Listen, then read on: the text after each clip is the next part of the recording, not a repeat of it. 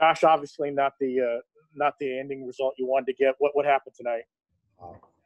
Definitely not the result that we were looking for or wanting. I thought defensively we came out and played really well early, and offensively didn't handle the elements early as well as we needed to. Had some turnovers that our defense got that we didn't take advantage of. Then you sputter in the second half, and it turns into the game that it did down the end. And, the turnovers early in the second half, hurt us and just putting our defense back on the field. And at the end of the day, just way too many self-inflicted wounds, and the turnovers and the penalties. Just playing a tight ball game, and eventually that's going to flip to the wrong side, and it did tonight. Josh, you kind of touched on it there, but how do you explain 18 penalties, all the mental errors we saw, and what appeared to be a total lack of energy, especially there in the second half?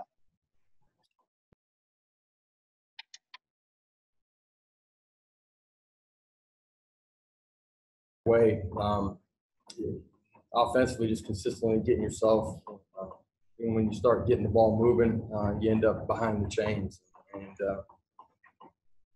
just put yourself in a tough position all night long. And eventually, you're not going to be able to overcome those things, and it's cost you a football game like you did tonight. Josh, defensively, did they do anything that you didn't see last year? I mean, how tough was their defense for you to navigate offensively tonight? Structurally, they were able to play a little bit different early because of the elements, but nothing outside of their normal scheme. I think, we were able to move the ball at times early in the football game, in the middle part of the game. Inevitably you get yourself into second and long because of penalties. It's tough to overcome those situations. You live in third and long all night, it gets really hard.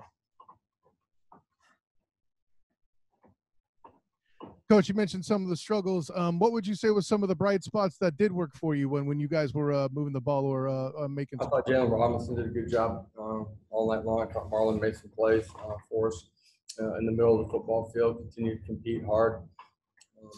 In the run game, we broke some explosive plays, but the ability to sustain things wasn't what we needed. Red zone offense needed to be better as well.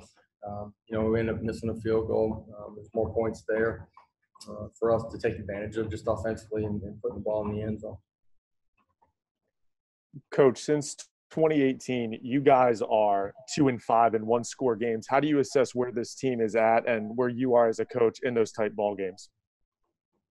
Last year, we were 0-3 in those one-score games, right? I believe. You do the things we did tonight, coaching staff and players, and that's how you end up on the wrong side of it. You know what I mean? You're going to play in some tight ball games. We need to find a way to come out on the right side of it. Coach, there were two original targeting calls tonight, one on Selskar in the first half that ended up getting overturned, then the other on Cradle there in the second half. What are your comments on those targeting calls? The second offensive targeting call that I've had in my entire career. I'll go back and watch it.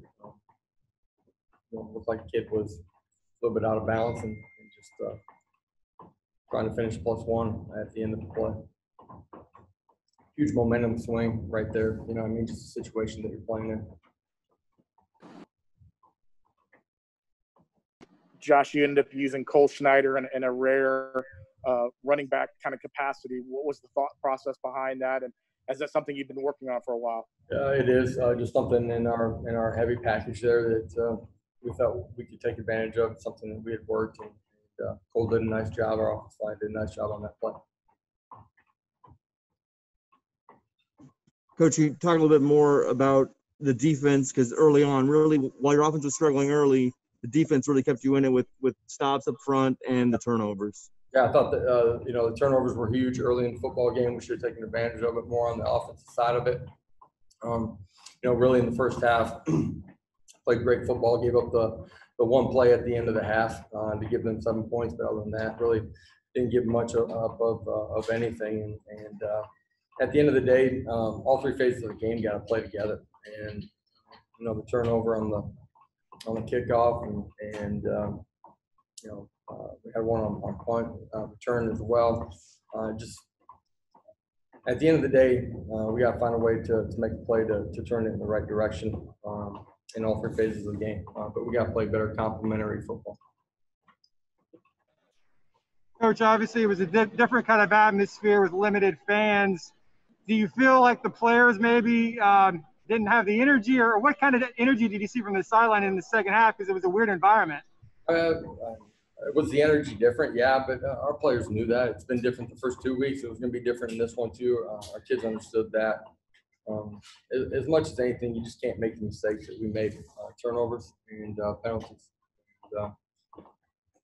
That's how you end up being in tight games and how you end up being on the wrong side of it. Listen, the football team over there has played good football the last half of last season, and played a good Oklahoma State team to a 16-7 game too. So we knew that we were playing a good football team. Coach, how much would you say, if any, that the rain affected the team's performance tonight with the turnovers, with the lack of momentum building on offense? How would the weather play into that? Both teams have to play in the elements. It's our job as coaches and players to handle the elements better than we did. I thought offensively early we didn't handle the elements as well as we needed to, just being efficient in some of our run and catch game. But football, you're going to be played outside. You're going to play in games like this. You can't handle it. Coach, Matt Lee had a really hard night there at center, 3 false starts, 2 snap infractions, a holding penalty late. What do you say to someone like that after that kind of game? He's disappointed. It hurts. There's no one that it means more to wear the black and gold and wear the UCF logo on their helmet than it does for him. He's a prideful kid. Told him to keep his head up, and at the end of the day, we win and lose as a football team. It starts with me. We got to be better. I got to be better, and we'll come back and we'll get better together. We'll become tighter, and we'll get back to win some football games here.